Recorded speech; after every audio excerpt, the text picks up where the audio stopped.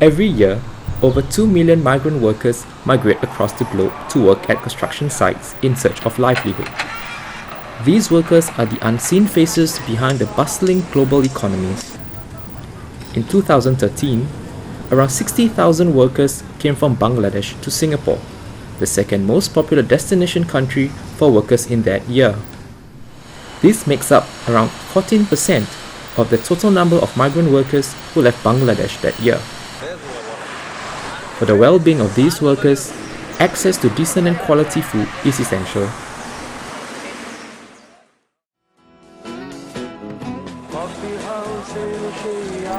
In Bengali culture, food is a celebration of life. Bengalis live a life around food, paying great attention to the everyday rituals of shopping for fresh food, preparing food, and eating food together in a community. Food is a celebration of life.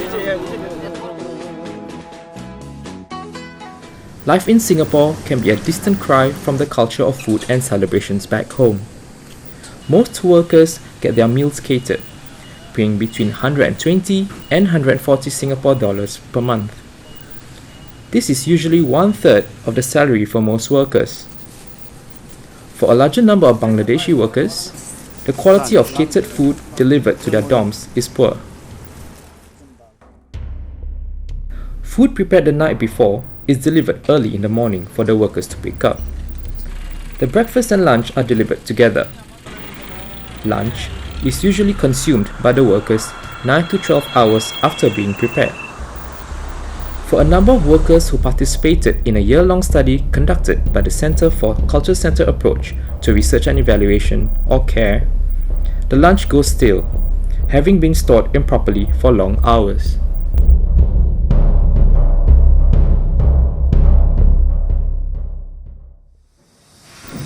Some of the workers we interviewed indicated that the quality of food is an important health concern.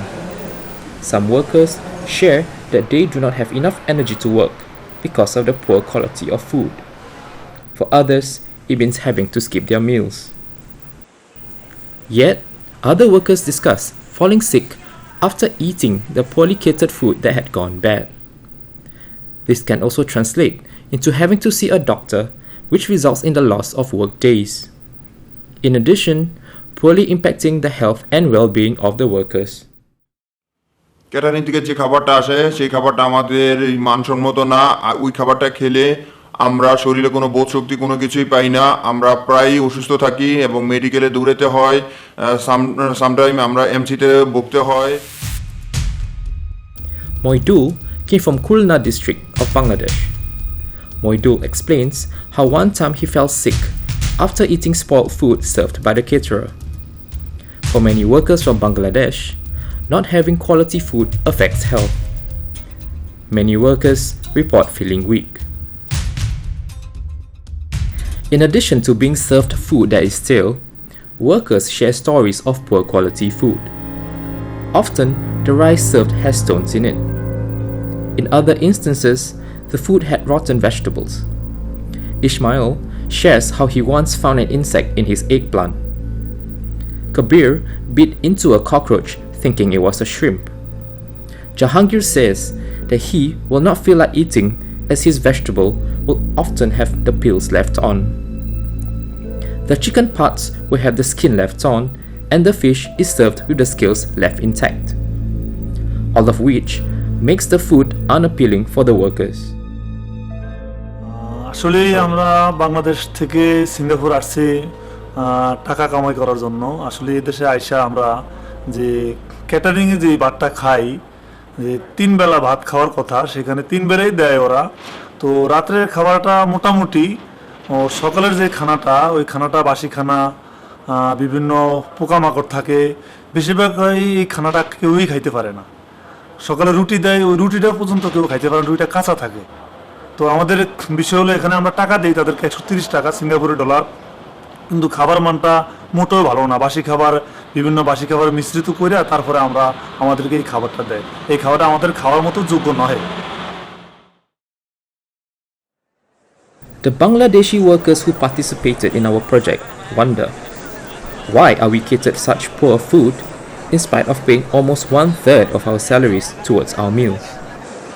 Mr. Subra, a consultant with TS Group Private Limited, shares his insights on this issue through his vast experience running workers' dormitories. Our challenge has always been giving the choice of cooking to the workers. But what we experience is that there is always caterers who are illegals who come and cater for the workers, and there is no proper procedure of this food being delivered to the workers. They live all over the shop, along the roadside, and we are very concerned of the quality of the food, the quantity, at the same time the health and hygiene factor. We are looking into it, how we can coordinate this with the owners of the company, as well as educate the workers of the choice of food, and if they have to cater the food, we want to be involved in that by regulating this process. So what are the possible solutions to the problem of poor food served to workers? We asked this to the Advisory Board of Bangladeshi Workers. They came up with a list of solutions. First, they suggested that the caterers be monitored adequately for the quality of food they serve. Second, they pointed to the need for limiting the time the food is allowed to be stored prior to the food being consumed. And they suggested more provisions for workers to cook their own meals.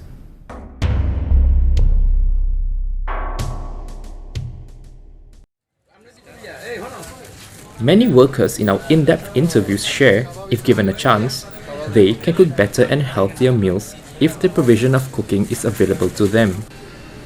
Jamir Bai tells us that he and a friend cooked together and they managed to have healthy and decent meals of their liking with a monthly expenditure of 130 Singapore dollars.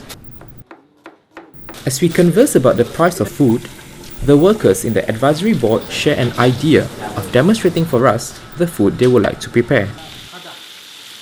Together, we came up with an idea of a cooking challenge, the Bengali chef.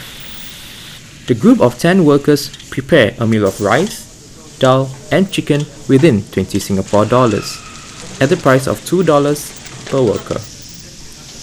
Mr. Colin Chia from HealthServe shared his delight about the quality and good taste of the food prepared.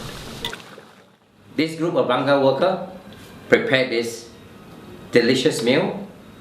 Simple. They took an hour or so to get it done. They enjoyed the time spent together preparing it. It is economical, healthy. I took it. I enjoy it. The workers tell us that even 2 meals a day are sufficient if they can make sure they get healthy and quality meals. They also note that with heart disease being a risk for many Bangladeshis, being able to control the amount of oil and salt along with the menu is a plus. They ask us if they can have facilities to prepare their own food.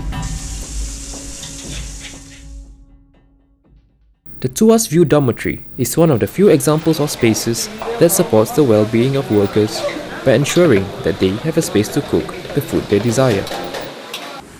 In addition, the dormitory has a built-in supermarket, ensuring that the price of food is monitored. The dormitory also caters warm food for the workers that would like the food to be catered for them. One of the concepts of Tuas View Dormitory is permitting the workers to have a choice of cooking their own meals. The workers are allowed to cook their own meals, but we are very strict in the sense that no cooking facility should be done within the living quarters. The main reason being is safety being the most important priority. Having spaces for workers to cook their own food, mandating employers to get the food catered, and monitoring closely the quality of catered food are some of the solutions highlighted here. Ultimately, for many workers in our research project, having access to quality food that is clean and healthy is essential. Food for them is a source of life. To have access to decent food is integral to their health and well-being. Come, Let us consider the ways which we can ensure that the food rights of these workers in Singapore are respected.